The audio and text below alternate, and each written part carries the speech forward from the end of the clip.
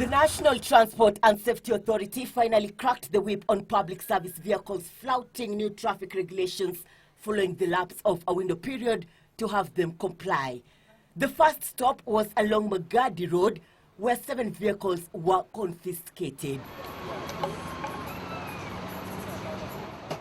Led by NTSA Chair Lee Kinyanjui, the officials reined in on public service vehicles adorned with offensive graffiti, those with modified exhausts, as well as those whose circle names were not visible.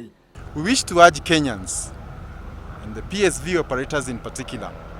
The model of the SACCO was to help the SACCO chairpersons and the team to be empowered to do their work. And these regulations sit in every SACCO. Before we allow your SACCO to operate, we give you the rules and regulations.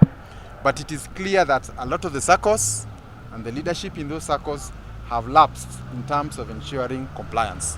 And for those who are intent on ignoring the new directive, Kinyanjui had a warning: comply or exit the industry. We will be working, we'll move across the entire city and also into other towns. And our message is comply, comply, comply.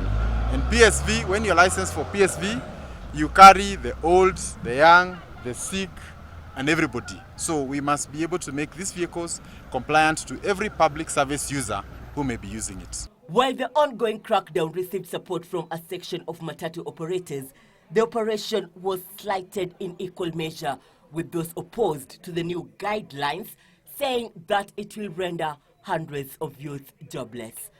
Mambo ya mziki tungetaka kusema entertainment na art na mambo kama hayo lazima ifanywe within the confines of the law. Isiwe kwamba hii gari ni only for a specific group. Public transport is for the use by all members of the public.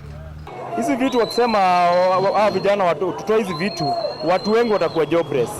Na tungependa sana wa consider hao watu juu ya mpaka insecurity.